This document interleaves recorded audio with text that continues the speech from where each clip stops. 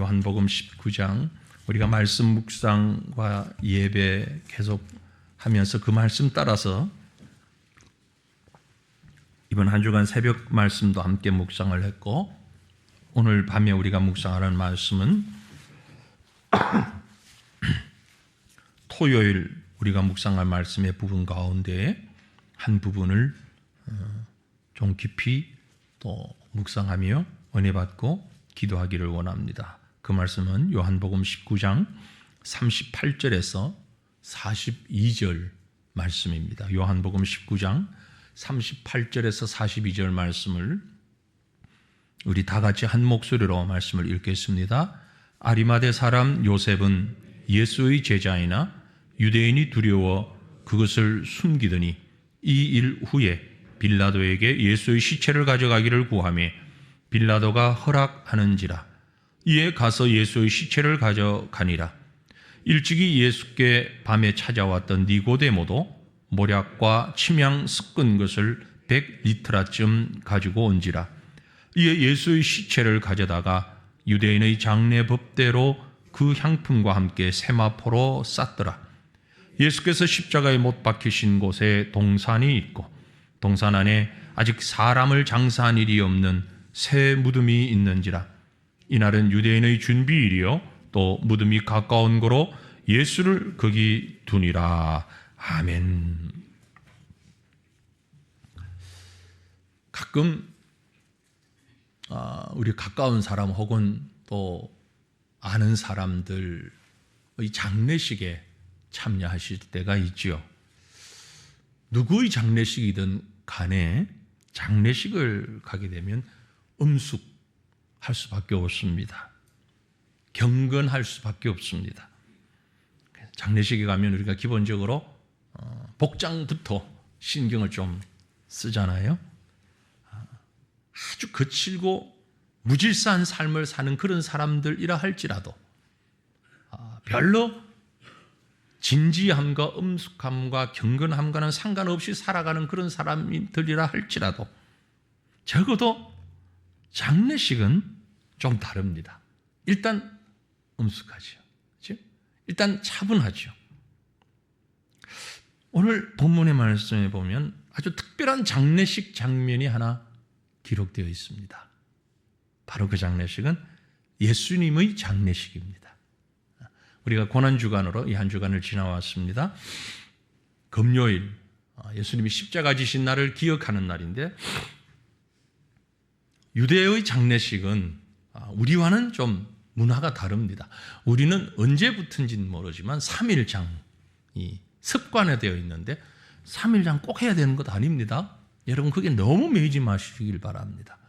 때에 따라서는 이틀장 해도 되고요, 3일 해도 되고요, 4일 해도 되고요, 5일 해도 되고 6일 해도 됩니다. 각자의 형편에 맞게 하면 되는 건데, 우리는 불교와 유교의 전통 때문에 이 짝수를 싫어해요. 꼭 그런 장례식을 할 때는 홀수를 좋아합니다. 그래서 3일장 못하면 5일장을 해요. 그게 매일 필요도 없어요.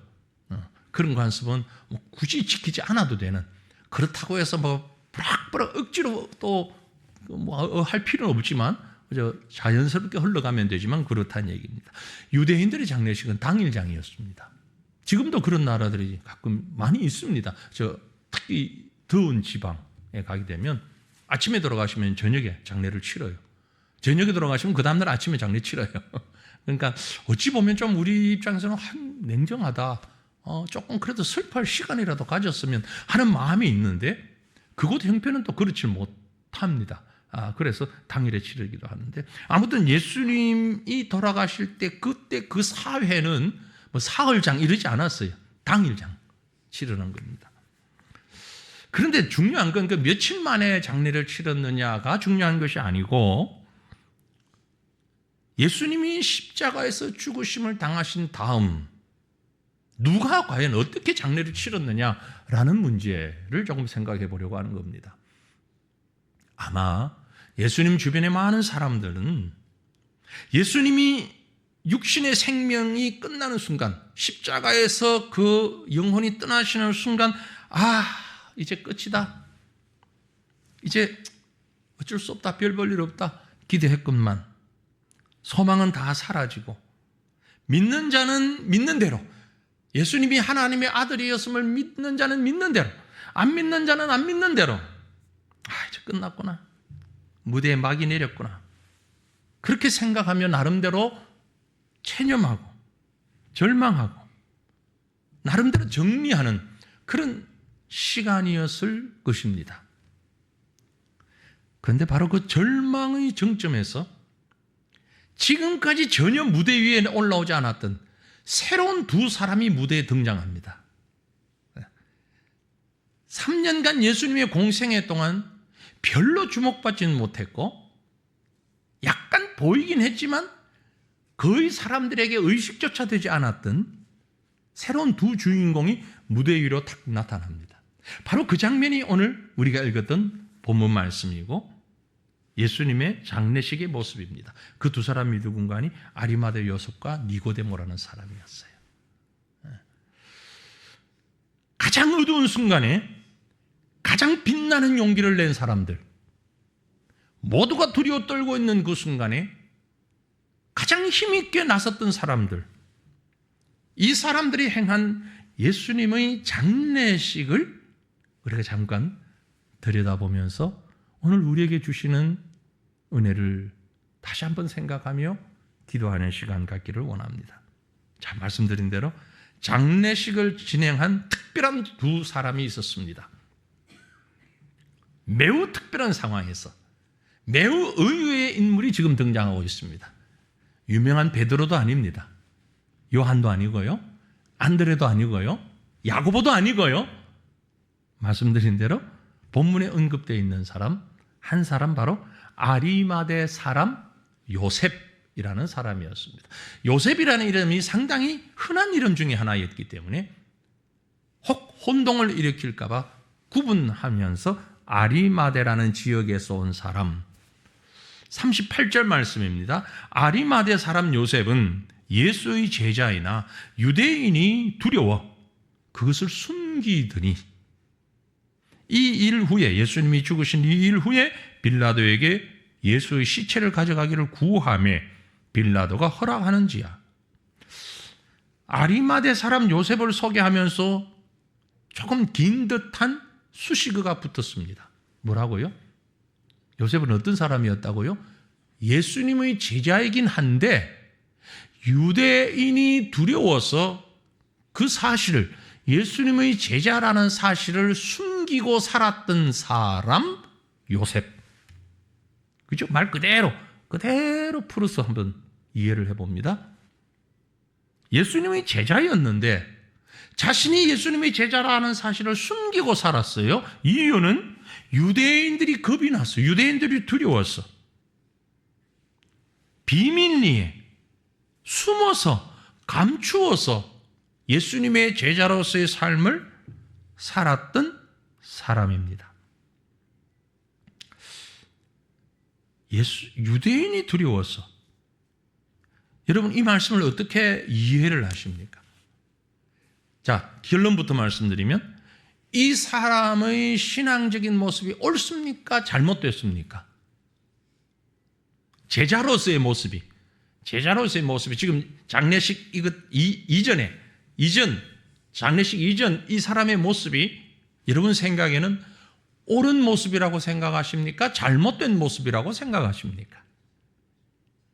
뭐 고민을 하세요? 고민하실 게 아닌데 이건 잘못된 모습이잖아요. 그죠? 예수님의 제자면 제자답게 드러내어놓고 살아가는 사람이 당시에 아무도 없었던 것이 아니고 있었잖아요. 우리가 잘 아는 베드로, 야고보, 요한 12제자도 있었고 그 위에도 예수님을 따르는 자들이 있었고 예수님이 필요한 것들을 공급해주는 여인들도 있었잖아요. 그죠? 그런데 이 사람은 왜 유대인들이 두려워서 예수님의 제자라는 사실을 숨겼을까? 답은 나왔습니다. 두려워서. 요즘 우리 선교를 얘기하면서 특별히 이슬람권 선교를 얘기를 하면서 크리슬람이라는 단어를 사용을 합니다. 크리슬람. 감이 딱 잡힙니까? 무슨 말 같아요? 크리스찬, 이슬람. 이슬람인데 크리스찬. 이걸 두 글자를 합쳐서 크리슬람. 우리 입장에선 긍정적 의미의 단어가 아닙니다. 부정적 의미의 단어예요. 물론 선교 학문적으로 이론적으로 이것을 주장하는 유수한 학자들도 있습니다. 그래서 이슬람권 선교는 이렇게 해야 된다라고 하면서 크리슬람을 주장하는 사람들도 많이 있었습니다. 지금은 급격하게 그 숫자가 줄어드는 이미 사양된 주장 중에 하나입니다. 그런데 아직도 우리나라에 또 현장에서 크리슬람을 지지하는 사람들이 있어요. 한마디로 이런 겁니다. 무슬림이 예수를 영접했는데 그 예수 영접했다고 예수 믿고 교회 가서 고백하고 예배드리면 핍박을 너무 많이 받으니까 그것보다는 이슬람의 모습 그대로 하고 무슬림의 모습 그대로 하고 수염도 이러고 다 쓰고 금요일날 모스크 가서 거기에 다 하고 무슬림들이 하는 모양을 다 하면서 마음으로 예수 믿으면 된다. 마음으로 예수 고백하면 된다. 찬성하십니까? 제가 반대하는 이유가 여러분이 이해가 되십니까? 저는 개인적으로 적극 반대입니다. 이건 절대 안 된다. 네. 죽는 한이 있더라도 복음을 받은 사람은 예수의 제자라는 걸 입으로 시인해야죠. 신앙을. 그렇죠? 입으로 시인해야죠. 자, 그런 의미에서 오늘 여기 아리마대 사람 요셉은 오늘날 크리슬람에 비유할 만큼 예수의 제자이지만 유대인들이 두려워서 자신의 제자됨을 나타내질 못했습니다. 그랬던 그가 매우 부담스러운 예수를 믿는 사람, 예수를 인정하는 사람, 예수를 따르는 사람이라는 매우 부담스러운 그의 모습이었지만 그러나 오늘 본문에 보니까 그가 이제는 달라졌습니다. 어떻게 해요? 빌라도에게 가서 예수님의 시신을 달라고 요구합니다. 빌라도에게 예수의 시체를 가져가기를 구하매 이 말이 앞에서 예수의 제자였으나 두려워서 그 사실을 숨겼던 사실을 완전히 반전시키고 있는 거예요. 더 이상 숨길 수가 없어요. 이제 숨기는 건 포기했어요. 왜? 예수의 시신을 달라고 하는 것은요 엄청난 용기가 필요했습니다. 왜냐하면 그때 당시 반역자의 시신을 가져가는 사람은 동일한 반역자로 취급을 했거든요. 그래서 예수님의 제자들도 아무도 없잖아요, 거기에. 그러나 이 사람은 빌라도에 가서 예수님의 시신을 달라고 하는 거예요. 빌라도가 그것을 허락을 했어요. 그래서 그 시신을 가져와서 장례를 치르고 있는 겁니다. 진짜 믿음이 위기의 순간에 그 정체를 드러냈습니다. 십자가의 사랑이, 십자가의 믿음의 용기가 아리마대 사람 요셉 속에 있던 두려움을 몰아내었던 겁니다. 모든 생명은 죽음 앞에 두려움을 가질 수밖에 없습니다. 믿음의 사람이 우리도 예외는 아닙니다. 하지만 그 두려움을 이기는 게 있으니 그게 바로 믿음이라는 겁니다. 자신의 환경과 시대적인 상황, 주어진 형편에 따라서 가장 강한 힘은 바로 믿음의 힘입니다. 예수 그리스도의 십자가를 우리가 묵상하면서 그리스도의 죽음을 묵상하면서 바로 이런 믿음의 힘을 회복하는 저와 여러분이 되기를 간절히 소망합니다. 그렇습니다. 우리가 연약하니까 때에 따라서 아리마대 사람 요셉처럼 하는 행위가 지혜롭다고 평가, 절상시킬 수도 있습니다. 지혜로운 사람. 안 믿는 것보다 낫잖아. 그렇게 해서라도 믿는 게 낫잖아. 그건 극히 환경의 지배를 받는 평가겠지요. 상황에 지배받는 평가겠지요. 하지만 믿음의 힘은 그런 두려움을 이겨내는 겁니다. 사랑하는 성도들이요. 여러분은 지금 무엇 때문에 주저하고 무엇 때문에 두려워하고 있습니까? 나를 위해서 죽임당하신 우리 주님의 십자가를 바라보며 믿음의 용기를 내시기를 바랍니다. 또 한 사람이 있습니다. 공의 원인 니고데모지요. 니고데모입니다. 보면 39절에 보면 이렇게 기록합니다. 일찍이 예수께 밤에 찾아왔던 니고데모. 니고데모에 대해서도 수식어가 붙었습니다. 일찍이, 이 말이 예전에 예수님을 찾아왔는데 어느 시간에 찾아왔어요? 밤중에 예수님을 찾아왔던, 같은 요한복음을 기록했던, 같은 요한이 기록한 요한복음에 이 사실을 설명해 주고 있습니다. 여러분, 우리가 너무나 유명한 말씀, 하나님이 세상을 이처럼 사랑하사, 요한복음 몇 장 몇 절? 3장 16절. 잘 아죠. 요한복음 3장 16절. 이 말씀이 나오게 된 배경에 바로 니고데모가 있어요. 요한복음 3장 1절부터 15절에 보면 밤에 예수님을 찾아온 니고데모에 관한 얘기가 있습니다. 제가 일부러 3장 16절 여러분 잘 아시니까 거기에서 기준해서 말씀드렸어요. 요한복음 3장 1절부터 보면 3장 1절에 바리새인 중에 니고데모라 하는 사람이 있으니 유대인의 지도자라. 공회원 중에 한 사람이고 유대 교회에서 상당한 직위에 있는 사람이 바로 니고데모였습니다. 그가 밤에 예수께 와서 이르되 라삐야, 우리가 당신은 하나님께로부터 오신 선생인 줄 아나이다. 예수님께 신앙 고백을 해요. 당신은 하나님으로부터 오신 분입니다. 그러면서 이런저런 얘기를 나누게 됩니다. 하나님이 함께 하시지 아니하시면 당신이 행하시는 이 표적을 아무도 할 수 없습니다. 난 그건 분명히 믿습니다. 깨닫습니다. 예수님이 중생하는 얘기를 그에게 하지요. 그랬더니 니고데모가 다시 태어난다고요? 사람이 나이가 들었는데 어머니 뱃속에 들어가서 다시 태어날 수 있습니까? 이런 질문도 하지요. 성령에 관한 얘기를 예수님께서 그에게 풀어주시면서 우리가 어떻게 해야 구원을 받을 수 있는가를 쭉 설명하시고서는 유명한 하나님이 세상을 이처럼 사랑하사 독생자를 주셔서는 이 복음을 얘기한 겁니다. 니고데모 앞에서. 자, 그때 니고데모가 한번 등장을 해요. 그런데 오늘 우리가 읽었던 19장 39절에 일찍이 예수께 밤에 찾아왔던 니고데모, 바로 그 일을 얘기하는 거예요.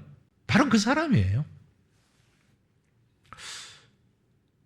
이 사람은 지금 유대의 지도자요, 공회원이요, 그가 예수님과 나누었던 대화를 보면 자기 의를 통해서 구원받을 수 있을 것이라는 나름의 생각과 신앙을 가지고 있었는데 예수님의 등장을 보면서 엄청난 영적 번민을 가지고 있던 사람입니다. 야, 이거 도대체 뭐지? 이게 뭐야? 그래서 사람들의 눈을 피하여서 밤에 예수님에게 찾아와서 그 영적인 답답한 마음을 터놓고 상담했던, 영적인 문제로 질문하며 답답함을 해소했던 바로 그 사람입니다. 여기에 분명히 이유가 있죠. 밤의 어둠 속에 갇혀서 답답한 가슴으로 많은 질문을 가지고 있던 영적 지식인 니고데모. 그가 사람들 앞에서 이분이 정말 하나님이 보내신 메시아야 라고 말을 하고 싶지만 자신의 사회적 직위와 신분과 이러한 것들 때문에 감히 말을 할 수도 없고 안 할 수도 없고 응거주춤한 상황에 있던 그가 이제 예수님의 십자가 사건을 바라보면서 바뀌어졌습니다. 회복됐습니다. 그래서 수많은 사람들 앞에, 아니 로마의 그 권력 앞에 예수님이 나의 왕이요라고 고백하고 있는 겁니다. 이 장례식의 주도자가 됐다는 얘기는 바로 그 말입니다. 오늘 말씀에 보면 그 니고데모가 일찍이 예수께 밤에 찾아왔던 니고데모도 몰약과 침향 섞은 것을 100리터쯤 가지고 왔다라고 기록하고 있어요. 몰약과 침향 섞은 향료는 사람을 장례 치르면서 하는 향료입니다.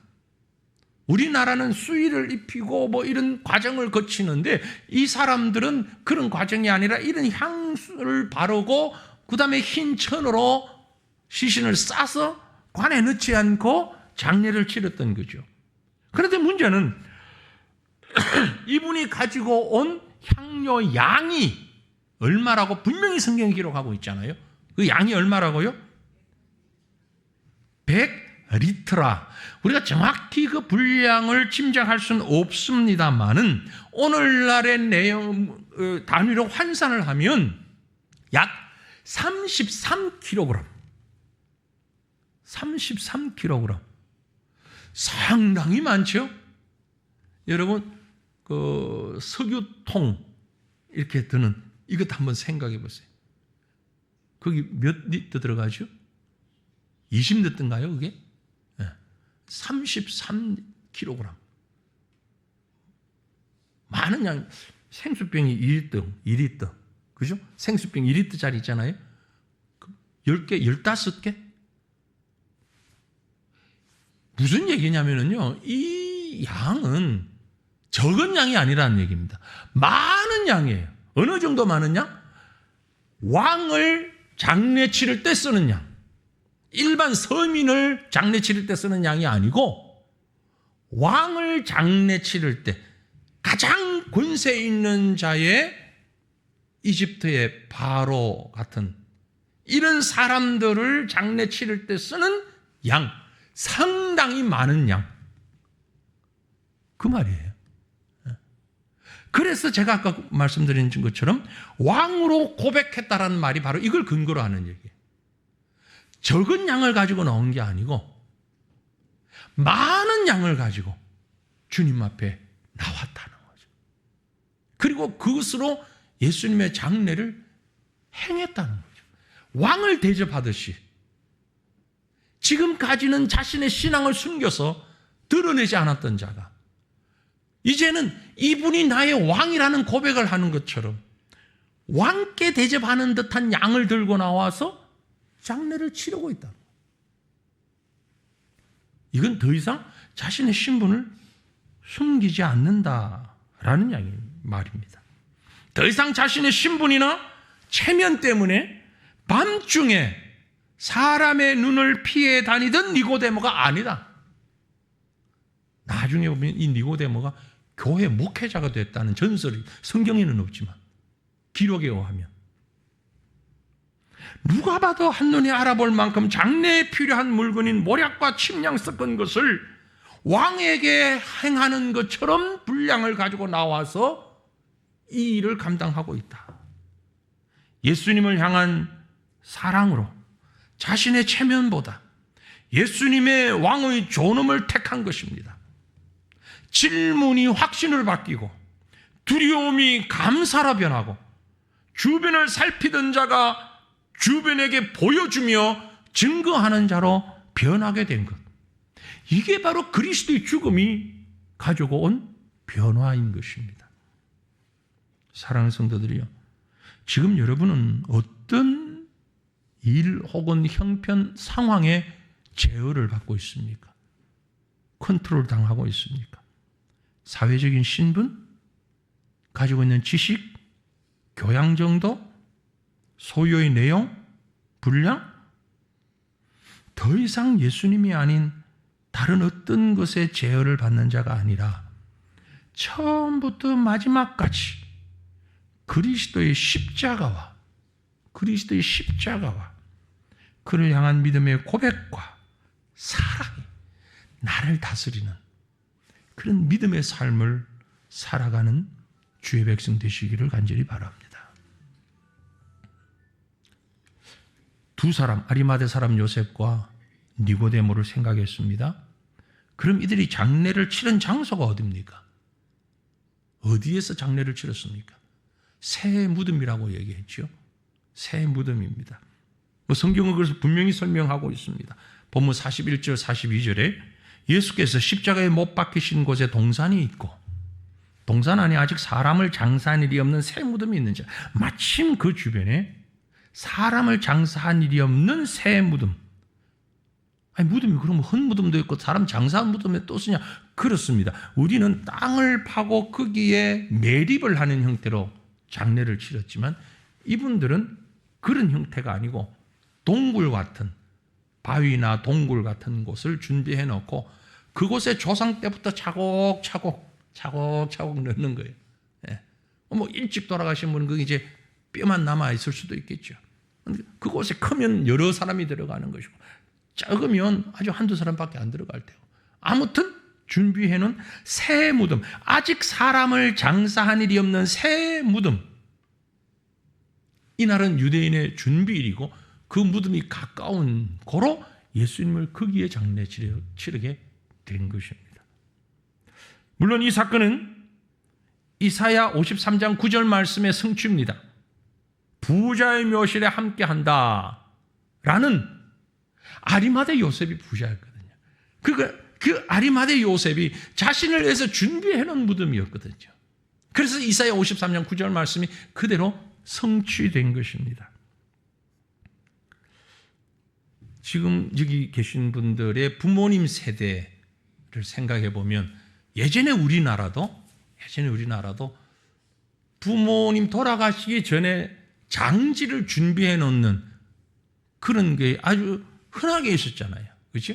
그리고 그게 이상한 게 아니고 오히려 좀 경제적으로 여유 있는 사람들이 어떤 분은 가족 묘지 만들어 놓기도 하고요. 산을 사놓기도 하고요. 뭐 그것도 저것도 안 된 사람은 어디 다른 공동 묘지에다가 확보해 놓죠. 땅을. 우리 여기는 우리 가족 누구 묻힐 것이다. 확보해 놓는 그런 여유 있는 분들도 있었고, 또 요즘은 별로 그런 걸 듣지를 못했는데 예전에 바로 우리 앞세대만 해도 돌아가시기 전에 자기 수의를 자기가 준비해 놓는 분들도 많이 계셨어요. 응? 자녀들이 준비하기도 하고 본인이 준비하기도 하고, 수의를 준비한다거나 묘지를 준비한다거나 이런 것은 죽음을 준비하는 문화 중에 하나였잖아요. 그래서 제가 기억하기에도 불과 몇십 년 전만 해도 교회 묘지 준비해 놓고 교회 어떤 그 무덤 동산을 준비하는 게 하나의 유행처럼, 웬만큼 교세가 있는 교회는 지금도 그런 교회들 그대로 가지고 있는 교회들이 많이 있죠. 어느 한 지역에 우리 새가천 교회 공원 묘지 해서 거기 성도들이 다 돌아가시면 거기에 이거 지금 현재 다른 나라도, 우리 방글라데시도 그게 아주 강합니다. 그래서 계속 저한테 요구하는 것이, 우리 교육자들이 교회 무덤 땅 준비해야 된다. 그거 좀 사자고 계속 틈만 나면 얘기를 하거든요. 예전 우리하고 비슷합니다. 지금 우리는 이제 별로 그런데 의식이 없잖아요. 왜냐하면 매장이 아니고 화장으로 많이 이게 바뀌면서 이제 납골당을 많이 이용하고 뭐 이런 문화가 되면서 서서히 아주 급격하게 묘지 준비하는 문화가 사라졌는데, 예수님 당시 유대인들도 우리와 약간 다르긴 하지만 스스로의 무덤을 준비해 놓는 것이 아주 여유 있는 사람들의 사전에 하는 일이었단 말이죠. 그래서 이 아리마대 사람 요셉은 자기 자신을 위하여서 무덤을 준비해 놓고 있는, 그러니 상당히 준비된 사람들이 있죠.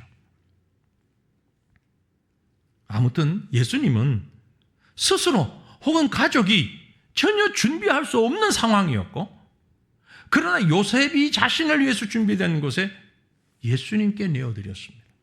여기서 우리가 주목해보고 싶은 것은 과연 그 아리마대 사람 요셉의 믿음입니다. 웬만한 마음으로서는 쉽지 않은 결단이었다라는 거죠. 자기 자신을 위해서. 몰라요. 그곳에 조상 때부터 여러 내려오던 곳이라면 그래 어쩔 수 없어. 그냥 우리 가족 아니지만 합시다. 이런 것도 대단한 용기가 필요한데 그게 아니에요. 아예 새로운 장소를 마련해 놓고 자신을 위해서 자기 가문을 위해서 준비했다면 그곳에 예수님을 처음 이렇게 장례 치를 수 있도록 내가 준비해 놓은 것을 주님 앞에 드린다는 것. 이건 간단한 어떤 결단의 문제가 아닙니다. 바로 믿음의 문제라는 거죠. 나만 위하여 혹은 우리 가족을 위하여 준비된 무엇인가를 하나님의 나라를 위해, 복음을 위해, 그리스도를 위해 내어놓고 헌신할 수 있는 영적인 준비가 우리에게 되어 있는가 이 말이죠. 내 너를 위하여 몸버려 피 흘려 내 죄를 속하여 살 길을 주었는데 널 위해서 내 몸을 주었건만 너는 나에게 무엇을 주느냐. 우리 찬양하잖아요. 찬송하지요. 그렇죠? 널 위해 몸을 주건만 너 무엇 주느냐. 단순히 입에서 나오는 멜로디가 아니라 이 찬양이 그저 지나가는 사람들의 소리가 되지 않는 저와 여러분이 되기를 바랍니다. 우리 스스로를 위해서 준비하는 게 잘못되었거나 필요하지 않다는 말 전혀 아닙니다. 필요합니다. 다만 나에게 가장 중요한 것, 나를 위해서 준비해 놓은 것, 나를 위해서 가장 우선으로 제쳐놓은 그것을, 나의 것을, 나만의 것을, 나의 미래를 위한 것을, 나를 지켜주고 나에게 가장 소중하다고 생각되고 바로 그것을 주님을 위해서 내어놓을 수 있는가 이 말이에요. 어떻습니까? 주님은 우리를 위해서 목숨을 내어놓으셨는데 우리는 주를 믿는다고 그러면서 내 것 다 챙기고 내 것 준비하고 이건 절대 양보 못해, 이건 드릴 수가 없어. 그게 아니라 나를 위해서 준비된 넘버원, 첫 번째 그것을 주님 위해서 내어놓는 것. 이게 바로 그리스도의 장례식장이 우리에게 주고 있는 너무도 중요한 메시지라는 사실을 여러분 간과하지 않았으면 좋겠습니다. 이렇게 헌신하는 자의 손을 통해서 정말 놀라운 변화가 일어났는데요. 어떤 변화입니까? 죽음의 장소였던 무덤이 이제 부활을 기다리는 부활 대기실이 된 거예요. 엄청난 변화잖아요. 죽음을 놓아두던 무덤이 생명의 부활 대기실이 됐단 말이에요. 그곳에서 주님이 부활하셨단 말이에요. 부활의 현장이 되었단 말이에요. 역사적이고 놀라운 엄청난 생명의 능력이 나타나는 곳이 됐단 말이에요. 나를 위해서 준비되었던 것을 주님께 드리니까, 주님 위에 내어놓으니까 인류 역사에 이보다 더 거룩하고 더 복되고 더 아름다운 최고의 가치를 지닌 장소가 또 어디 있습니까? 예수님 부활하신 장소. 그곳이 정확하게 어딘지 좌표를 제가 말할 수 없고 누구도 모르지만 이 아리마대 사람 요셉이 자기 죽음을 위해 준비했던 곳이 생명의 장소가 되어버린 이런 엄청난 변화를 경험하게 됐다는 것. 여러분, 놀라운 변화입니다.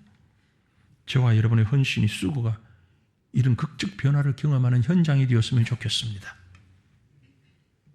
그러므로 이제 말씀 정리합니다. 내가 참여하는 예수님의 장례식에 대해서 우리 결단을 가지십시다.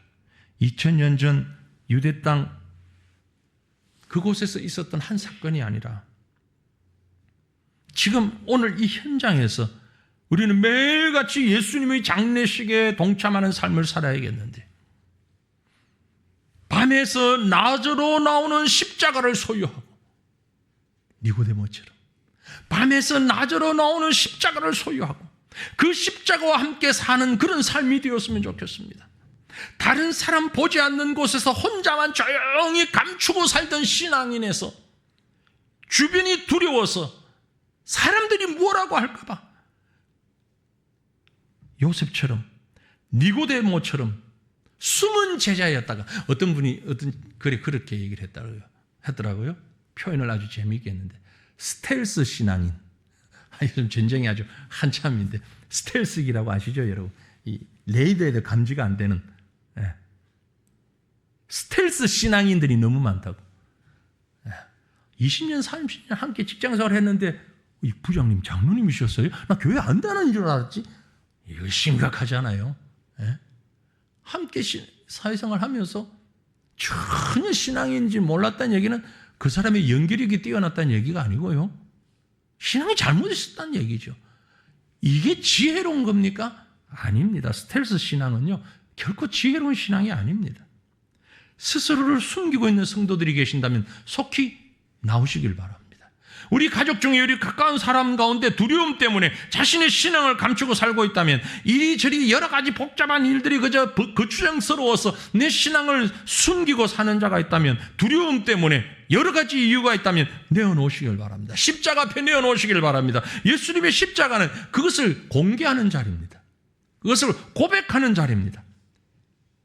주님은 주님이 정말 분리할 때 자신의 유익을 따지지 않았습니다.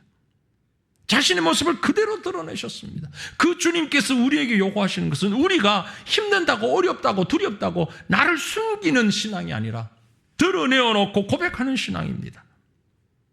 또한 가장 귀한 것을 드릴 수 있는 믿음의 사람이었으면 좋겠습니다.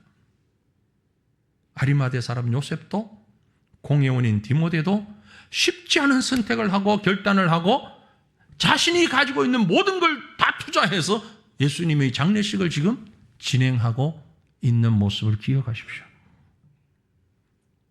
예수님이 살아계실 때 어쩌면 주님 앞에 나오지 못하였던 것이 너무나 후회됐을는지도 모릅니다. 하지만 이 결정적인 순간에 그렇게 예수님과 함께 있던 제자들이 12제자들도 그리고 많은 제자들이 다 떠나버리고 아무도 없을 때에 정작 예수님의 장례식에는 이 두 사람이 주도가 되어 진행하고 있는 사실은 오늘 우리에게 시사하고 있는 바가 매우 크다고 생각이 됩니다. 진정한 헌신 무엇일까? 진정한 용기가 무엇일까? 지금 내 곁에 있는 이웃에게, 지금 내 곁에 있는 지체들에게 향유를 쏟아낼 수 있는 그런 믿음. 보장된 미래, 성공된 자리, 주님이 필요하다면 모든 걸 내어놓을 수 있는. 그래서 그곳을 통해서 하나님의 역사가 나타날 수 있도록 우리 매일매일의 삶이 주님의 장례식을 치르는 그런 믿음의 고백을 하는 삶의 현장이 되었으면 좋겠습니다. 이런 우리의 모습이 십자가 아래에서 드러날 때에 오늘 저와 여러분을 통해서 우리 주님은 죽음의 자리를 생명의 자리로 변화시켜 주신다는 사실 여러분 기억하시고 그 주님 앞에 우리 자신을 온전히 드릴 수 있는 겸손한 믿음의 사람, 순종의 사람, 헌신의 사람으로 살아갈 수 있기를 우리 주님의 이름으로 축원합니다. 우리 함께 기도하기를 원합니다.